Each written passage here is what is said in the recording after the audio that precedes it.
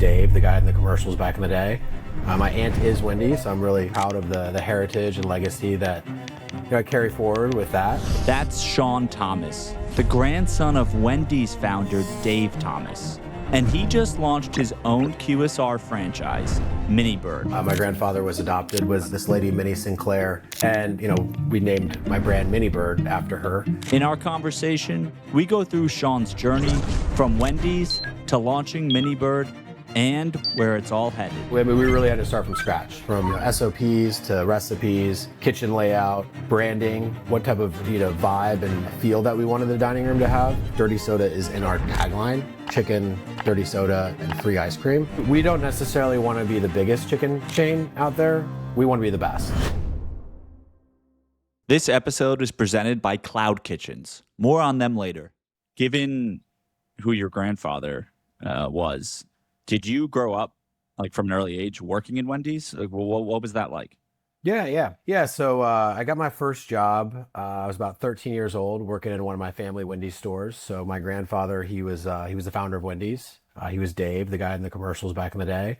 My aunt is Wendy, so I'm really proud of the heritage and legacy that I carry forward with that. But being born into kind of the Wendy's family, I always knew at some point in my career I would launch into being part of the brand. So when I was in high school, I was about a freshman, 13, 14 years old. I got my first job working as a crew member in one of our family Wendy's stores. So started off as a cashier and graduated to fry cook and then eventually grill cook, and really learned all the foundational positions of the restaurant, really just to really get a full understanding of how the operations work.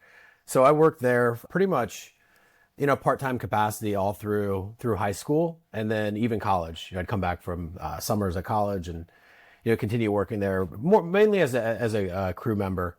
But after graduating college, I got a job with the Wendy's stores in a full-time capacity as an assistant manager. So went through the full 3-month training with my family, and then eventually learned how to open, close, work mids, inventory, hire, fire, schedule, all the important parts of running a restaurant. Yeah. There's a lot of lore about Wendy's, and I think your grandfather's credited with potentially inventing the first true modern day drive-through. Sure. The square burger patties, were apparently meant. I've read that those were built for or made to symbolize that the company doesn't cut corners. That's right. Is that true? It is. Yeah. So that's interestingly enough, the backstory there is my grandfather's grandmother that really raised him. My grandfather was adopted, was this lady, Minnie Sinclair, and we named my brand MiniBird after her. But she was really the one that instilled values into my grandfather at a young age. And one of those values being don't cut corners. So that was the early seed into, the square burger idea that my grandfather came up with. There was an operational thought that he had behind that as well, not just values driven, where if you have more of the patty hanging off the bun, visually it, looks like a bigger patty, even though it's, technically the same size and ounces, but it feels like you're getting more value as a customer. Yeah, no, I mean, it's a good point. It does, at least optically, you feel like you're getting more maybe. How did he think about fast food, QSR, and growing a brand? And I know he worked at KFC originally under the Colonel. So is there any stories there? And just, did he want to follow what Ray Kroc was doing with McDonald's? Did he have any inspiration as he built the company? Sure. I mean, one thing about my grandfather, he was, very inspirational and obviously a great businessman, but he was very simple in terms of his approach to business. Run clean restaurants, have quick speed of service, friendly guest interactions, hot, juicy, fast food. And that's pretty much it. I mean, that's as simple as that. So he approached both KFC and Wendy's with that philosophy, and really with that philosophy kind of guiding the direction forward. But he was also very, very systems oriented. Obviously if you're going to grow a brand, you have to have really tight systems. And, he was obviously a big component and advocate of running tight systems. Now it's just fascinating to think through like all the different evolutions of the brand that you got to witness. When did you step into ownership yourself? Like, was Wendy's the first concept that you became a owner or operator of? No, no. So I actually, my first step into owning my own concept was back in like roughly 2019. So I was transitioning out of the wine business, which, was my career at the time. But once you get restaurants in your blood, it's very hard to get them out. So I always kind of knew, even though I was in the wine business for about 6, 7 years, that I'd go back to restaurants at some point. So it was like late December of 2019 that I signed my first lease to bring my first concept to life, which was a fast casual burger concept, not competing directly with Wendy's, more of like the Five Guys Shake Shack. A little bit, yeah, yeah. That's a good comparison. But I signed that lease in December of 2019, and if you recall, what happened 3 months later, there was a worldwide pandemic. So I opened that restaurant in Chicago, and Chicago is obviously one of the more stricter states and markets in terms of navigating COVID. So, unfortunately, we couldn't have anybody in our dining room for, nearly a year. I think it was even longer than that. So, I had 3,500 square feet that I just signed a lease for. I was trying to start a new brand. And yeah, it was pretty challenging having all that space. But, we got scrappy and, launched a pop-up drive-through to kind of combat some of the space and at least drive some sales. And we were actually pretty successful. We violated every fire code law in our little city there. So the fire department wasn't too happy with us, but we were driving sales, and unfortunately we weren't able to continue with the pop-up drive-through concept. But anyhow, yeah, we were off to a good start with that brand, and we're looking to grow. We opened a few locations shortly after that, and then kind of exiting the tail end of COVID and really just kind of hitting all cylinders. We had some money behind us, and we're really looking to scale this brand. But it was kind of like life hits you really fast, and this was like 2023. I had my son was 2 at the time. My wife, her career was going really well as an attorney. We found out we were expecting our second child, our daughter. So, super pumped about that. Business was going really well, looking to grow. And then 2 weeks after finding that out, we found out that my wife was diagnosed with a brain tumor. So, really put a speed bump in, both of our lives. Very, very, very long story short, she's doing very well. My daughter's doing very well as well. So, but that really put a speed bump in that concept. So, I could talk about like how we kind of transitioned that concept to MiniBird if you like, or Yeah. I mean, I definitely. So I know that it does transition at some point. So, yeah. At what point did you decide that you wanted to change it up and even bring in the? I know you guys have a partnership with Venture Kitchen. Sure. So, like, how did that all come to be? So it was kind of, in the middle of my wife, finding out about her brain tumor, and then waiting period of having our baby. So I'll never forget it, but we were at RFDC in like 2022, 2023, which is, as is one of the best, restaurant conferences out there.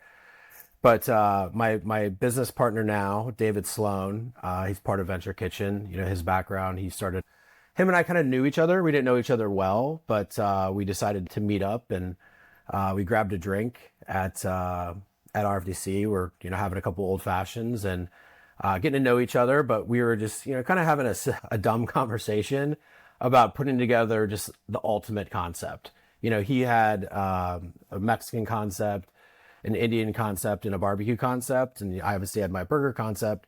Neither of us were partners at the time, but we were just kind of having some fun. And chicken at the time, and still is a very hot category. Dirty sodas, obviously, that was kind of like the emerging and the beginning of dirty sodas. It's still a hot category now. So we were just kind of having fun and putting together the ultimate concept. So not knowing that we'd become business partners ever. We were just really having fun. And then fast forward, a month or two after the RFDC, things with my wife's health just got really challenging, especially navigating, a young child at the time, and a growing business. So I reached back out to Dave, who, also lived in Chicago, and I just asked him for some help operationally. I was like, hey, I'm going through, I just kind of need some help, navigating some of the operational things here for the next few months while I get through this period. Here's where we're going as a brand. I knew that we needed to tweak some things, and always kind of, was thinking about potentially pivoting the concept away from burgers to chicken, but we're really on the same wavelength. And a few months after, and he was like phenomenal, by the way. Like, him and my other two partners, Franklin and Stephanie, were so supportive. Like, I couldn't speak highly enough about them. They, really helped me out through that period, and help kind of stabilize some of our operations. And then, as they kind of got in and saw everything, we're really on the same wavelength, as a group, even though we didn't have this conversation. But we kind of, had an aha moment where we looked at each other and was like, hey, man, remember that concept that we're kind of putting together in RFDC a couple months ago? What if we pivot the burger concept into something like that? So I was like, yeah, let's do it. Makes a lot of sense, and it's gonna be a lot of fun. So that was really like the inflection point of where we pivoted the burger concept into MiniBird. Instead of opening your newest location next year, what if you could open it next quarter? Turns out you can, which is why franchise operators are turning to today's sponsor, CloudKitchens. CloudKitchens provides move-in ready restaurant real estate in high-demand delivery markets, enabling operators to launch new delivery-first locations in as little as 8 weeks for just the cost of the equipment. So rather than spend a year on construction, permitting, and build-outs, you can invest a fraction of the capital and get open in just a few months. And the results are telling. National brands like Chick-fil-A, Wingstop, Starbucks, Goop Kitchen are using Cloud Kitchens to expand faster. If you're thinking about where your next restaurant should be, request a tour via cloudkitchens.com. The link is in the show notes. And so are you shutting down the burger concept? Like, are you changing the name, like getting a new sign up there, probably reorienting the kitchen now that you're doing Nashville hot chicken, fried chicken tenders, dirty sodas and such? And yeah, how long, I guess, did that all Yeah, take? yeah. All the above, to answer your question. Like, I mean, we really had to start from scratch. We had a baseline of a direction that we wanted to take the chicken sandwich, but we had to start over from scratch, from SOPs to recipes, kitchen layout, branding, what type of vibe and feel that we wanted the dining room to have. We started over. We really wanted this to be a fresh start, and yeah, in order to do that, we needed to start from a blank canvas. And so when did the first Mini Bird officially open? And I take it that, I think you mentioned this, but that name, that's the namesake of it's your grandfather's mom, That's right. Minnie? Yeah. My grandfather's grandmother. You got it. Yeah, she was the one that really instilled those early values that he used to catapult his career, and really build the Wendy's foundation on later in life, and those values still carry true today through the Wendy's organization. When did the first location open, and what was like the first iteration of the menu? Yeah, yeah. So we opened the first location in 2024. One of the things that we kind of reverted back to when we were in the brand ideation phase, and we were trying to come up with a direction of really the branding and the name, is when we were sitting around a table, my partners, Dave, Steph, Franklin, and I, one of the things that we kept reverting back to in terms of vibes and what we wanted to go for was Grandma's Kitchen. So at the time, we didn't have a name. We kind of knew where we wanted to go, and wanted this warm, welcoming kind of a vibe that, people felt a bit of nostalgia. Like, growing up, Grandma's Kitchen was always like a place of warmth and nurturing food, at least, in our lives. So we wanted to recreate that. And, it just so happened that, when we were going through and, doing the naming exercise, it made a lot of sense to try to tie values and, some of the, the values that my great grandmother Minnie instilled, into our family. Obviously, my grandfather carries a great legacy forward, and she was really instrumental in kind of being the foundation for that. And that very first, because I want to talk about where the concept's at today, but on day one when it opens, did you have Like, has the menu expanded a lot since then, or yeah, or is it you guys kind of conceived it and you've just stuck with it since day one? Yeah, no, we knew from day one that we wanted something very simple, very few SKUs, nothing overcomplicated. So there's definitely been a few iterations on some menu development, but in terms of the core menu, like it's all, relatively the same.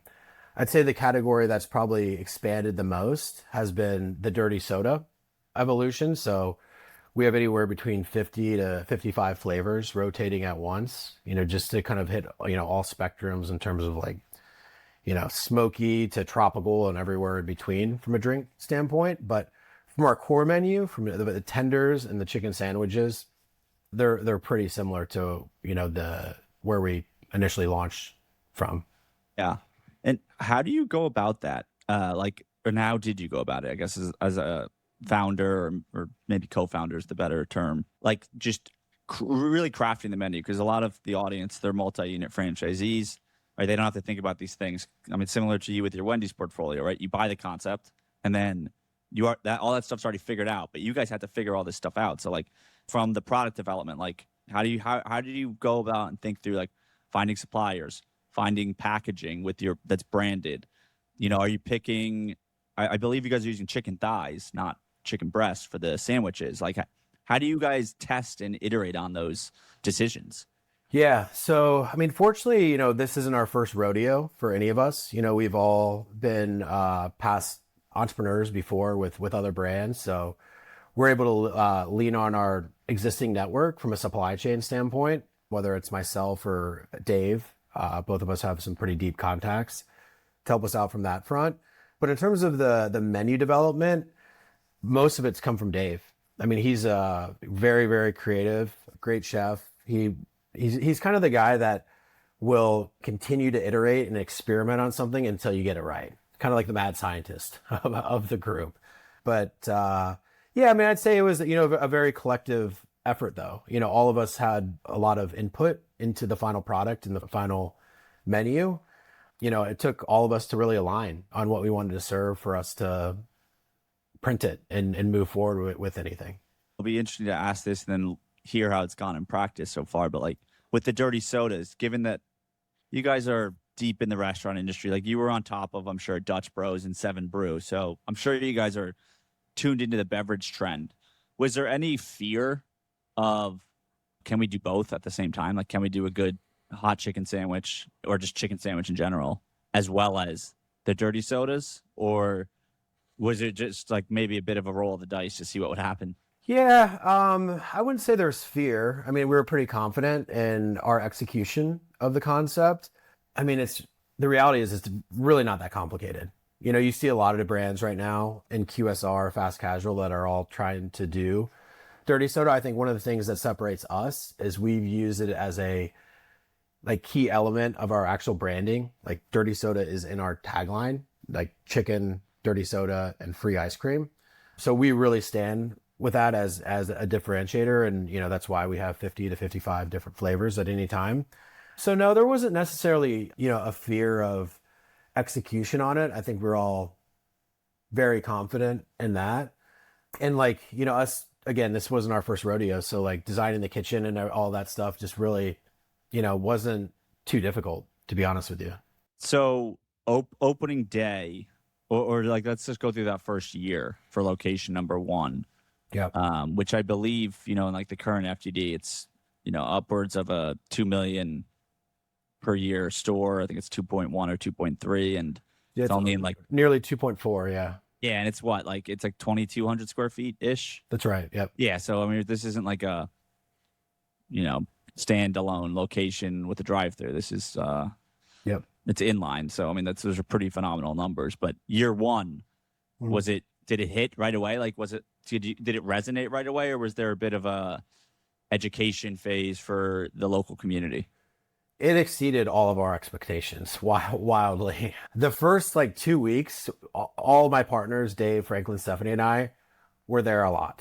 A lot, like around the clock, from, prepping product in the morning to wiping tables and doing dishes. And we did not have enough manpower for the volume that we actually did. I mean, we obviously adjusted and figured it out, but those adjustments take a little bit of time. You can't do them overnight. We had to still onboard people and train them to get up to speed. But yeah, since day one, I mean, it's really, really hit. And I think a lot of it is, some of our social media strategy, being out there and getting the brand out there, and, being an early adopter to dirty sodas has been a big part of that, especially, when, in 2023, outside of, I think, Swig, there weren't too many people doing it, especially in Chicago. I think that was a big component of it. So kind of planting our flag as the expert in dirty soda for the Chicago market certainly helped. You guys have 3 locations open today. So how recent are those units? And as part of that too, was franchising always going to be the play here, or did you guys decide that as you built out your own stores? Yeah, we have 3 locations open today. We opened our last 2 within the past 7 or 8 months. So they're relatively fresh, but they're performing, very comparable to our first location. In regards to franchising, we kind of like from the inception of the concept, we knew that we wanted to grow this thing and, have several locations.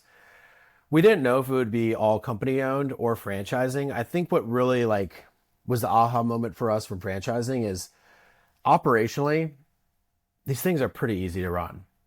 It doesn't require a ton of complexity. We, as I mentioned, we have 60 to 70 SKUs in the restaurant at any time. So it just makes, based off the financial performance right now, it makes a lot of sense to franchise this. It's a very attractive opportunity. Can you compare, maybe just for some of the audience who might not be aware of, whether it's Wendy's or a legacy QSR, how many SKUs are you guys dealing with in some of those concepts, just to kind of paint the picture of? Could be a few hundred. Wow. Okay. Yeah, it could be quite a few. I'm not speaking, about Wendy's specifically. I'm just speaking generally about QSR, but it could be a few hundred for sure. I mean, obviously, right, we talked about the average revenue or the revenue for that first location and then the square footage. How are you guys viewing just the restaurant environment today? I mean, it's no secret, right, that it's hard out there.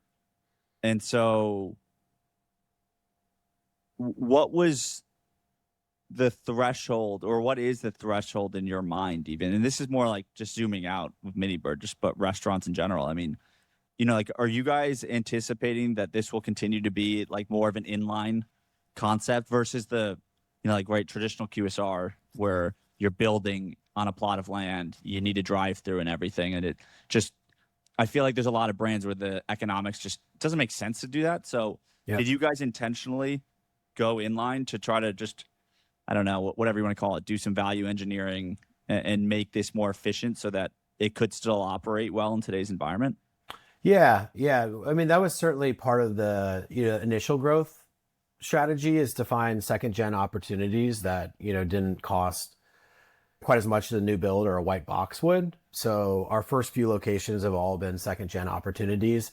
I think one of the things that has kind of opened our eyes is our speed of service metrics that we're putting out of this 2,200 square foot little box right now is, food in under 3 minutes from the time the customer orders to the time they receive it. So it's really made us think this might be, a great concept for a drive-through, especially given the menu and the P mix that we have between, heavy lunch around chicken and chicken sandwiches and tenders, and then the dirty soda that kind of lends well into that snack day part from 2 to 5. We do think that a drive-through would make a lot of sense. And in fact, we're partnered with our first franchisee to build a drive-through in Crystal Lake, which will be opening later this year. Amazing. Okay. Well, let's talk about throughput then. Do you guys have any process that you can share for the multi-unit owners as far as what's driving the speed of service? Because especially in an inline location, that's super impressive. Is there anything different, or maybe it's not different, but just something you guys are dialed in on as far as the frying process? You just frying once, or how does it all work for the sandwiches and tenders? I don't think it's any secret in terms of our SOPs around this. When you have such high volume, I mean, it's easy to kind of stage some of the food without it expiring or violating any of the hold times. So we're able to really kind of stage it and have the quarterback or the manager, call down drops and, different things just based off of, what time of day it is. Yeah, I mean, there's nothing proprietary in terms of, what we've recreated the wheel to do anything. It's just, again, I'll reiterate, it's a pretty simple concept, but I'll put our chicken sandwich out there with pretty much anybody. And did you guys, was that all your partner on the culinary side for that? Or did you guys like work with any chef before like really finalizing it? Yeah, no, we don't have any chef contracts. It's all done, internally between our team. So, as I mentioned, Dave's kind of like the mad scientist of the group.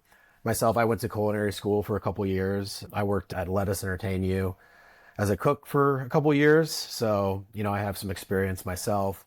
Franklin is also very, very talented in the kitchen. So it's a group effort. We have, I could go through our group text threads. I mean, there's every day there's new ideas and look at this trend. So, our approach is we just have a lot of fun with it.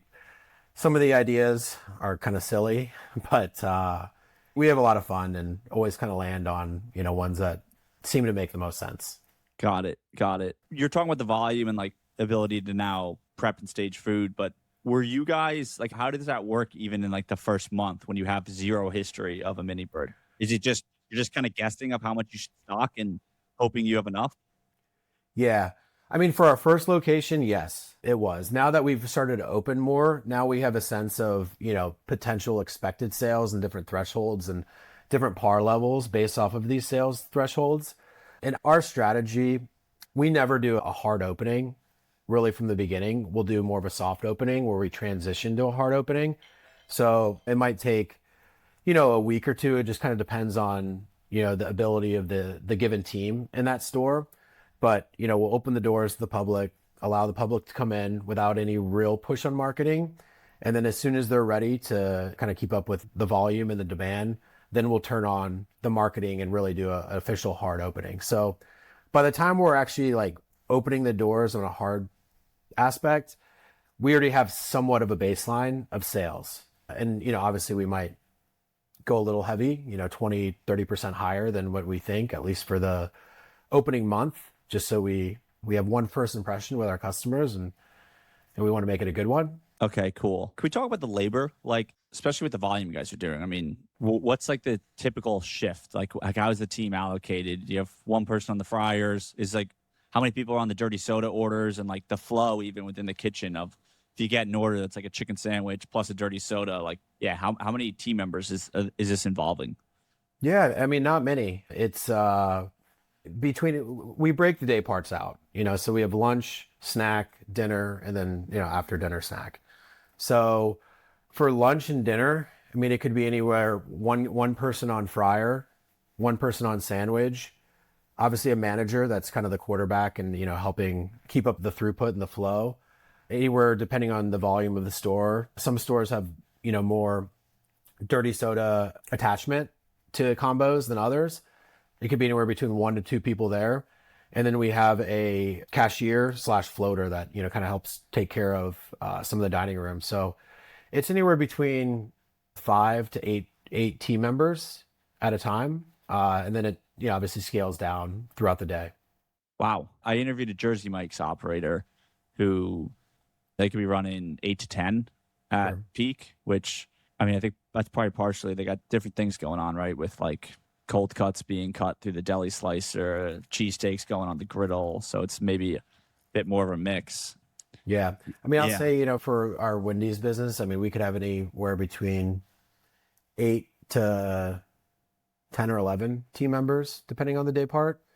So it's just a completely different model. And again, like I kind of revert back to the simplicity and the number of SKUs. Like there's really not that much going on. And when you can stage food, it really makes things streamlined and much easier. That's why we're able to do 3-minute ticket times. Do you guys have digital ordering set up or like Yeah, for a kiosk in store or we is it do. all through the cashier? No, so we actually added the cashier after the fact. So we have 2 kiosks that I'd say 90 to 95% of all of our customers go through.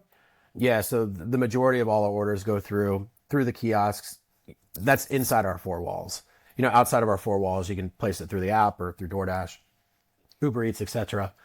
And then We also do have a cashier.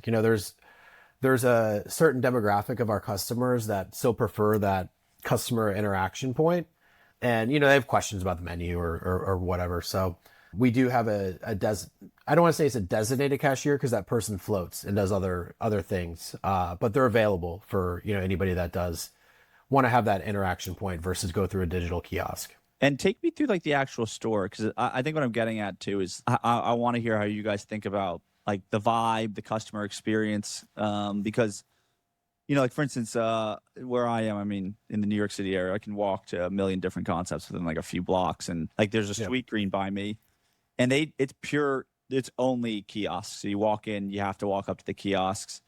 Usually the employees there will like they'll say like, "Hey, welcome in," if they like notice you while they're making whatever they're already making.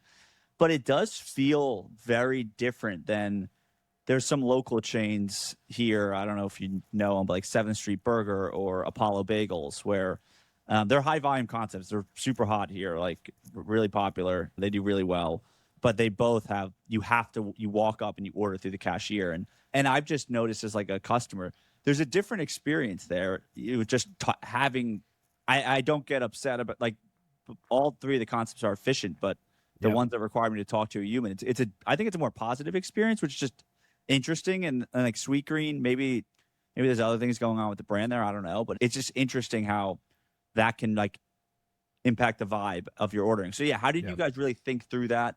And Yeah. did you incorporate the store layout as part of this because that does impact, I think, the customer experience as well. Yeah, definitely.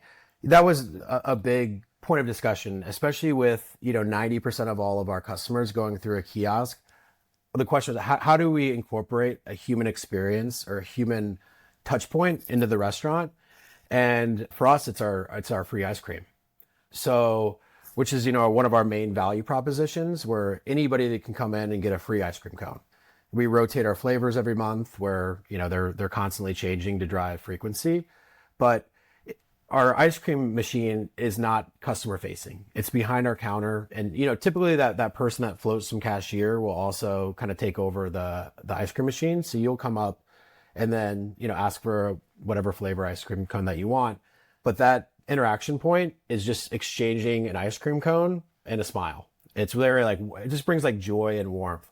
Whereas like, if you think about most concepts, the only interaction point, there's a monetary exchange, which brings like stress and friction and stuff like that. So, we've tried to remove that from the experience, where, the only interaction point is really a free ice cream cone and a big smile. But as far as like the vibe and the aesthetics go, as I alluded to earlier, like the direction that we wanted to take this was grandma's kitchen. So you come in and it's like very like warm, and like we always use the word like delight or delightful. You have like very nostalgic things or things that you might find in grandma's kitchen, like spatulas and spoons and pans, things like that on the wall, with little injections of plants to bring some life into the room. So it's really, really like nice and welcoming. The one thing that I think the biggest challenge has been we don't have enough space. There's nowhere to sit for people. They come in and it's the dining room is pretty much always busy. It's all fascinating. And as another like example in my head, as far as like the ordering and the experience, a few episodes ago we had she's now a Handles ice cream franchisee, but she used to own like 5 or 6 El Pollo Locos, and she went from a transition point of it was all like multiple cashiers in El Pollo Loco, and then they upgraded it or they changed the system to incorporate kiosks. And the benefits in the business was night and day. Like like the speed of ordering was faster. The order accuracy was better. The add-on rate was faster, right? Or it was better because the kiosk never forgets to to ask a customer like, do you want X, Y, and Z with this? Whereas a human cashier does. And yeah, so like, have you guys seen super strong order accuracy and other metrics beyond just speed of service? Given, I mean, 90 to 95% going through a kiosk, that's like, to me as an owner, I'm like, oh, it's great. Like, you can just trust the machine's going to do its job every time. Yeah, definitely. I think my personal struggle with it is it's completely dependent on which market we're operating in. I don't think kiosks work everywhere, in my opinion. Like we have our 14 stores of Wendy's in Pittsburgh market. Just given the demographics there, we're not looking to add kiosks, anytime soon for that market. Just given it being such like a high cash volume market, we still like that customer interaction point just to drive customer service and some of those things. So we'll see how we evolve the MiniBird concept. I think we always are going to need that the balance between having a dedicated cashier to take orders and then having the kiosks. And I do anticipate, depending on which market we are in the country, those percentages to shift. So it might be 90, 95% in the western suburbs of Chicago. If we go elsewhere, that might be 60-40 or 70-30. So I think it's really market dependent. Yeah, no, that's a good point. Yeah, I feel like most markets near the urban places, that customers are going to be more familiar with it. As far as prep, are you guys like breading the chicken? Like, is it all? It's all being done in house. All done in house. Everything's made fresh. I mean, we have, some arrangement with our spices, which we have our own proprietary spice blend, but it's now all co-packed offsite, where it's as simple as opening a MiniBird branded spice packet and then adding it into one of the sauce bases. But it's all our recipes. It's not anybody else's. But yeah, all the chicken is made in house. Our team, we open the doors, around 10:30, 11, and our team gets there anywhere between 8:30 to 9 to get ready for the day. So it's pretty simple prep. There's really not too much to it. I mean, outside of making some sauces, I mean that's really the heaviest lift. And are you guys how late? Like, what is the typical store operating hours? You guys open late night as well as part of this, or no? Yeah, it depends on the municipality, where we're operating and just, some of the later traffic areas, but we close, and it also depends on seasonality. When school starts back up, we close a little bit early. Summertime, we'll close around 11 or 12, depending on the store. School time, 10 to 11, just dependent on which location it is. And so now that you guys have 3 locations open, you got some more data that top location's been open for a few years now. What is if you know it off the top of your head, like the split between, do people just come in? There's some customers they're coming in for dirty sodas far more than they are ordering food, or do you see like both almost act as funnels for the other, where someone comes in for the chicken sandwich and then they're like, oh, let me try dirty soda, and then you get them there too, and then vice versa? Yeah, the latter. We see over 50% attachment of, people ordering chicken where they'll get a dirty soda attached to the combo versus like a traditional soda, whether it be diet or, regular soda. So yeah, we see quite a bit of attachment. Now we do have, it depends on the demographic and the customer age group. Some of the high school age customers, they'll come in and just get a dirty soda. They seem to have a different consumption pattern than, other demographics. Like I'm a millennial, or, some of the older generations, like seems that they're so busy that they're just kind of consuming their calories, via dirty soda versus, getting a traditional lunch and, dirty soda with it. So, but what's really incredible is just the frequency that we're seeing people come back. We have a loyalty program, and we have just a tremendous amount of people that will come back on a bi-weekly basis. And I think like what partially drives that, like our food is delicious and great, but we do things to drive frequency, like, our rotating flavor with ice cream, where we rotate it every month. We have a sauce bar as well, so you can come up there and get as much sauce as you want. We have eight different flavors of sauce, but we have a rotating ranch. So every month we do a new ranch. So this month is it's Old Bay Ranch, so you can go wild. And what's really like, kind of unique about that, and I think why, the chicken segment isn't going to slow down anytime soon, is chicken is just like, it's kind of like a blank canvas for sauces. You can take it any direction that you want, with like, you could take it like Asian or Polynesian or, buffalo, or any direction that you want. So I think kind of like allowing our customers to have different experiences with the same core menu, just with different sauces, is, kind of fun and unique. Yeah.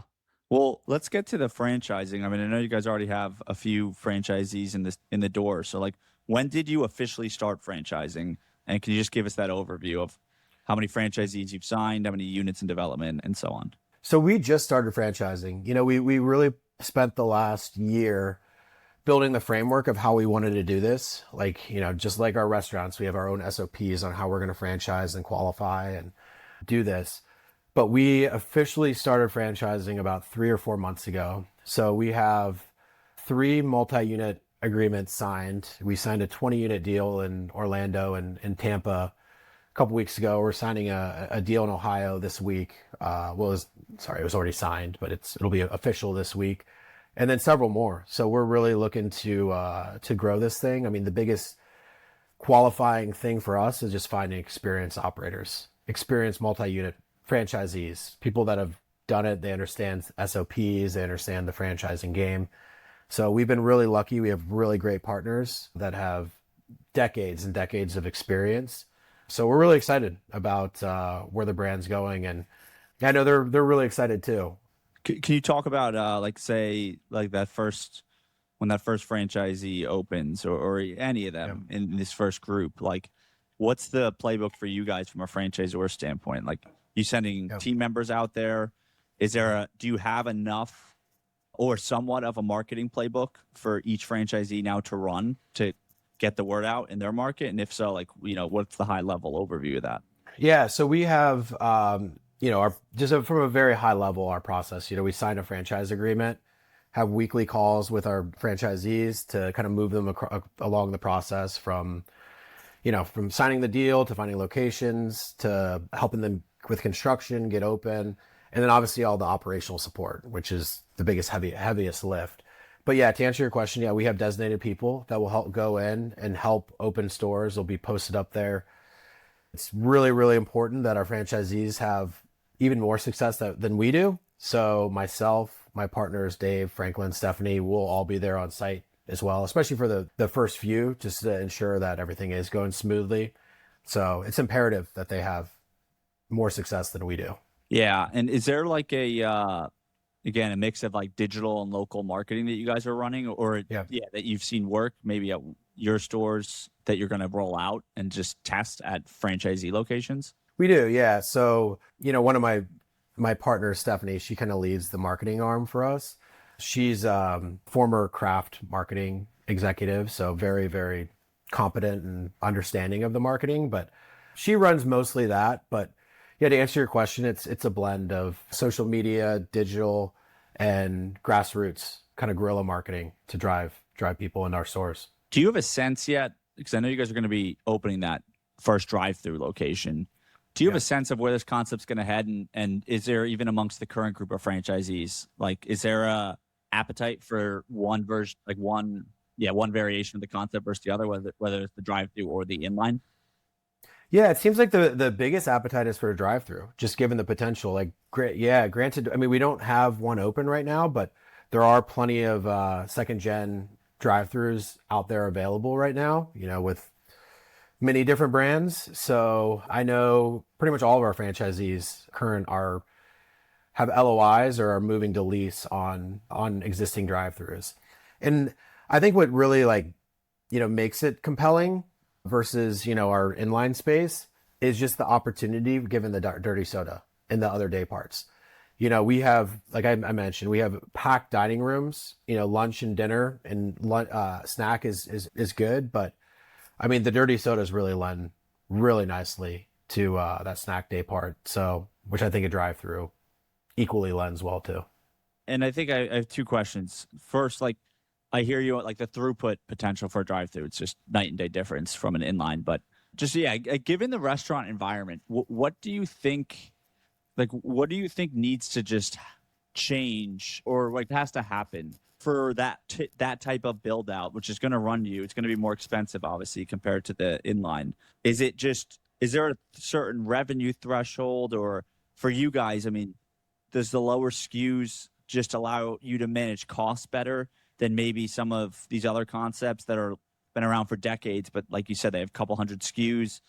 And we like Burger King's been a big talk of the town lately with Yep. they're starting to improve their AUV, but even so, like their AUV's been lagging in the environment, right? Given the environment, they've been at like 1.6, and Yep. you have Wendy's above 2, you got Zaxby's, any other QSRs that's like doing okay is it was well above 2. So yeah, just like how do you guys view doing that type of model in today's environment? Is it just like, hey, like we got to hit this revenue threshold for it to start making sense? Yeah.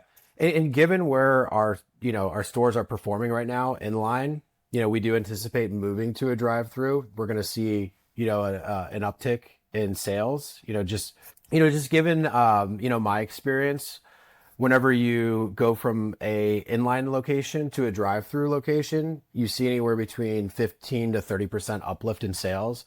So we take that same principle and apply it to our, existing numbers, transition to a drive-through, our revenue thresholds are going to be very, very attractive in a drive-through model.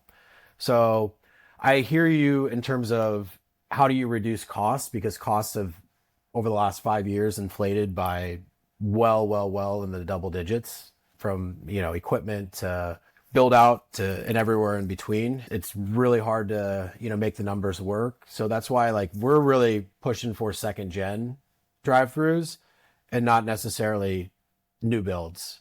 The new builds are hard to make sense. Yep.